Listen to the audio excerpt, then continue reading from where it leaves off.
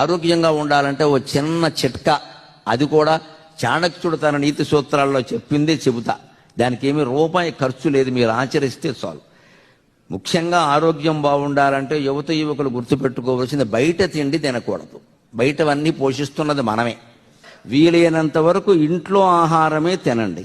ఇంకా మీ వయస్సు వాళ్ళకి చేసి పెట్టడానికి ఇంట్లో తల్లి అనే పదార్థం సిద్ధంగా ఉందమ్మా. చాలామంది మనం అదృష్టవంతులం, తినమని కోరే తల్లులు ఇంకా చాలామందికి ఉన్నారు.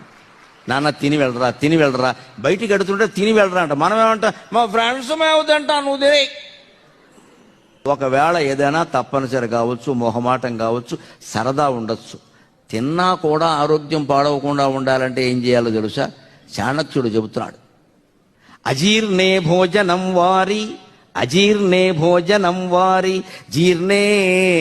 జీర్ణే వారి బలప్రదం, అజీర్ణం భోజనే వారి